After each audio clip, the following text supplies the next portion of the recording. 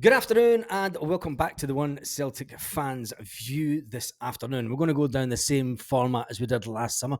If you remember, last summer we went down the format of doing a morning news update and an afternoon news update, purely for the fact that there was that much Celtic speculation going on last summer. Obviously, we needed a new manager and lots of new players. Well, not that many players. We didn't expect to sign 9 players, did we, last summer? But we did. We did sign 9 players. The Celtic transfer window is full of speculation, as you would think it usually is. And we're linked with absolutely everyone. So let's talk some facts in this video. Let's talk the facts about 2 players that we know Celtic have been linked with. Personally, I don't think that they'll go for either of them due to them both combined cost of around about 40 million. There's absolutely not a chance in hell. And any Celtic fan worth his weight in gold knows the fact that Celtic will not spend 40 million pounds on 2 players. And we'll talk about them in just a minute.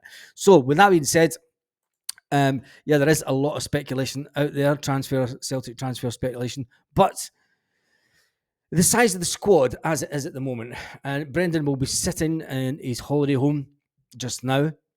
There is only a couple of people that realistically know what is going on with Celtic transfer speculation.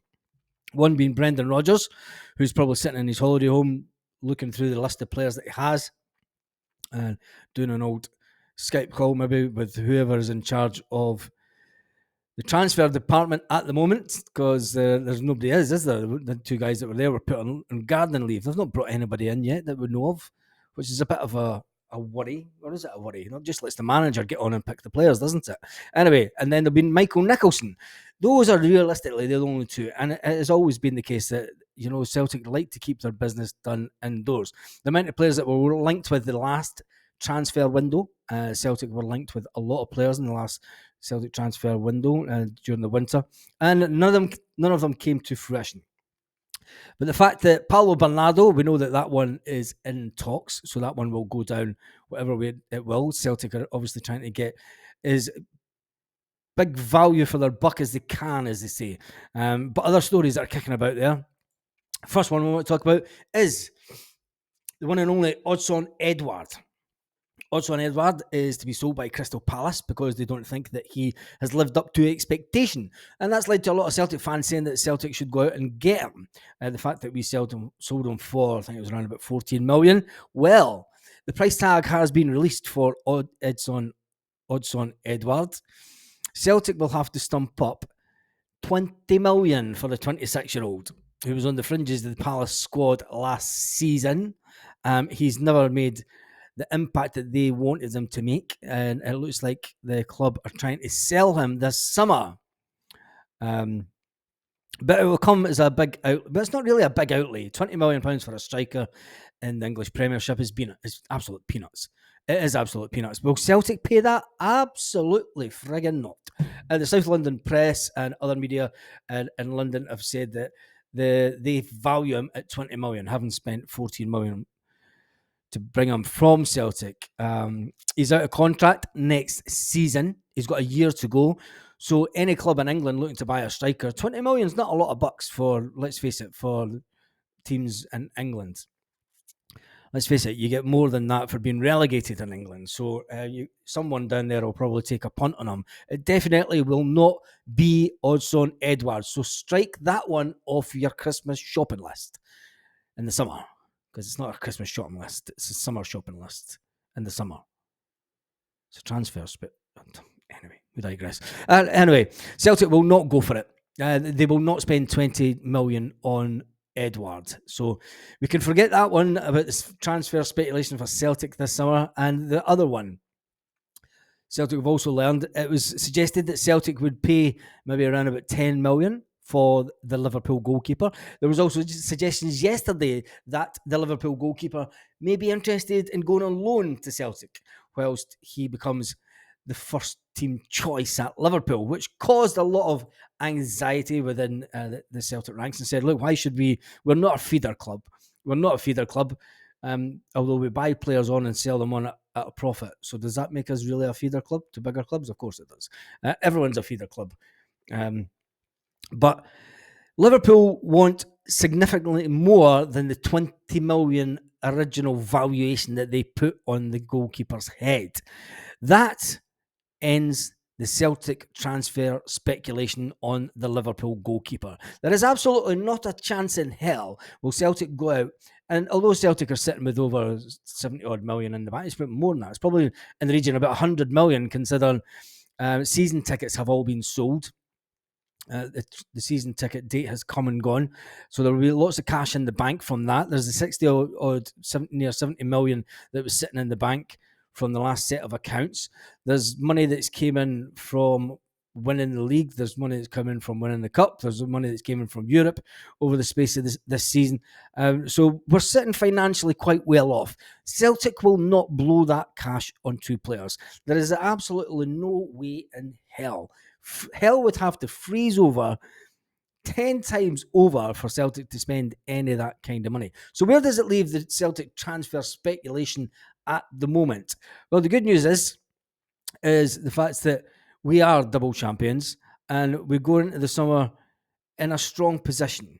We're going into the summer in a strong position, knowing that we don't really need to sell any players. Now, there are a lot of fringe players that will be moved on this summer, but don't expect that to happen in the next week or two.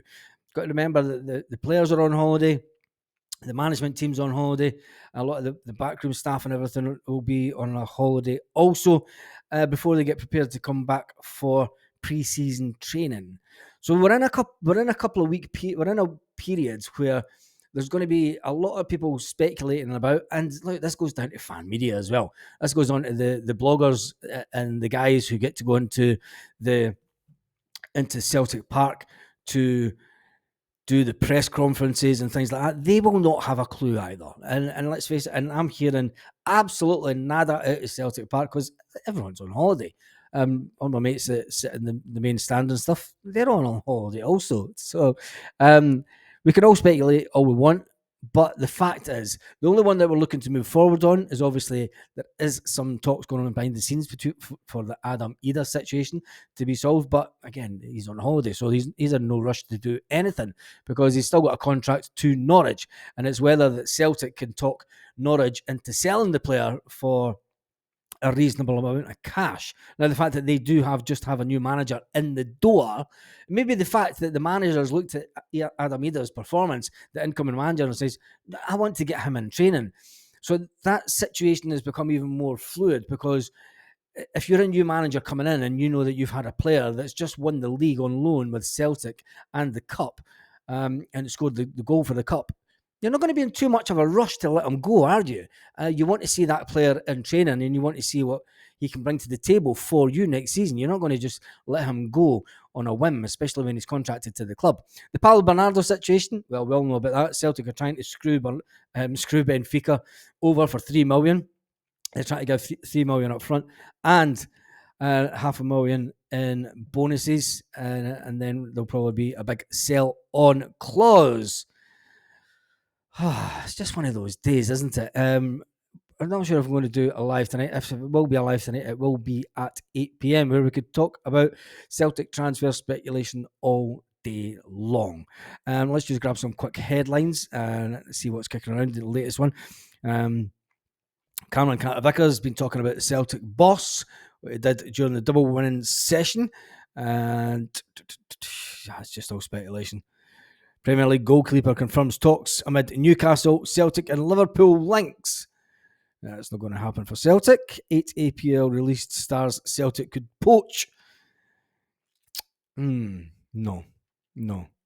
Anyway, there's nothing new out there. There is just a lot of Celtic transfer fee reported at half of what was expected for Paulo Bernardo, obviously. I mean, that does put Benfica in a situation. It's like Celtic did want to pay the $6 million when they had the obligation to buy, and now they've went back and say, look, we don't think he's worth that.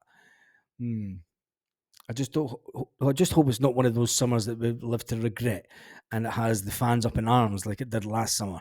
And we definitely do not need 9 project players. Please, Celtic, no project players this. And I think let's just get the summer over with. It's going to be a long summer.